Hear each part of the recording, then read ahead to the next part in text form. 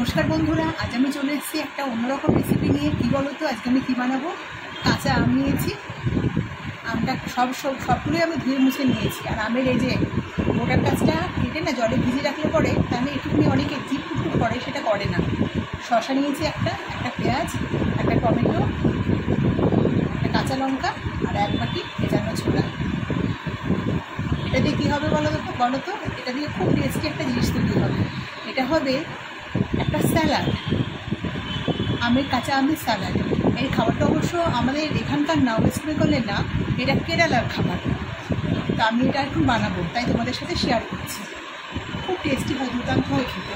এই জন্য আমি বটি নিয়ে নিয়েছি, কারণ ছিঁড়ে ছিঁড়ে করে সব জিনিসগুলো কাটতে হবে, তো বটি দিয়ে কাটবো। আমের চোখলা ছুলবো না, পাতলা পাতলা করে আমটাকে কেটে নেবো। কতটা পাতলা কাটা যায়,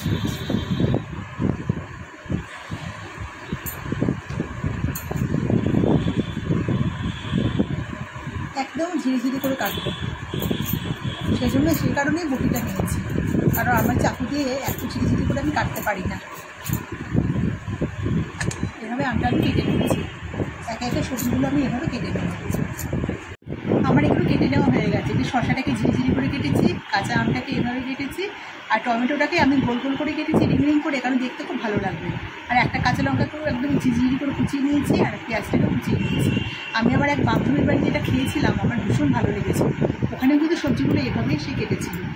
এবার আমি এর মধ্যে দিয়ে দেবো ভিজিয়ে রাখা ছোলা। পুরোটা লাগবে না, আমি এতটাই দিলাম। এবার এর মধ্যে কিছু মশলা অ্যাড করবো। বন্ধুরা একবার বানিয়ে দেখবেন, অসম্ভব সুন্দর খেতে হয়। প্লেন লবণ দিলাম। এবার দেবো বিট লবণ না দিলে কিন্তু কোনো এই চটপটা খাবারে কিন্তু স্বাদটাই ঠিকমতো আসে না।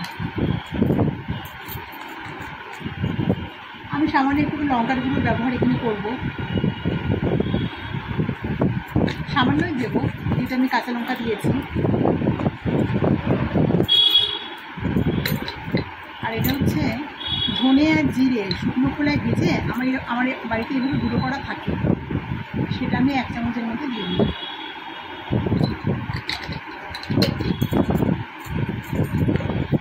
গোলমরিচ গুঁড়ো দেবো সামান্য একটুখানি।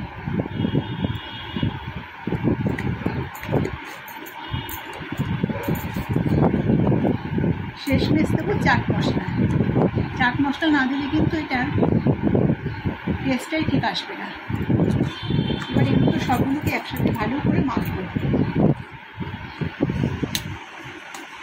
বন্ধুরা এটাকে ভালো করে মেখে নিয়েছি স্যালাডটাকে। এটার মধ্যে কিন্তু কাঁচা বাদামও দেওয়া হয়, কিন্তু আমি কাঁচা বাদামটা স্কিপ করেছি এ কারণে, কারণ এর মধ্যে কাঁচা বাদামটা দিয়ে আমি একবার বানিয়েছিলাম, কিন্তু আমার মেয়ে একদমই খেতে চাইনি। মা, এর মধ্যে কাঁচা বাদামটা ঠিক ভালো লাগছে না।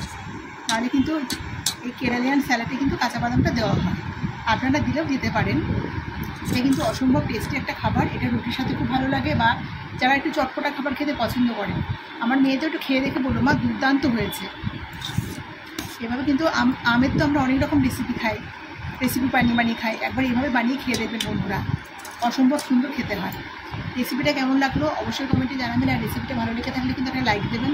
আর যে সমস্ত নতুন বন্ধুরা আমার চ্যানেলটাকে ভিডিওগুলো দেখেন, অথচ চ্যানেলটাকে সাবস্ক্রাইব করেননি, তাদের কাছে আমার অনুরোধ রইল, অবশ্যই চ্যানেলটাকে সাবস্ক্রাইব করবেন।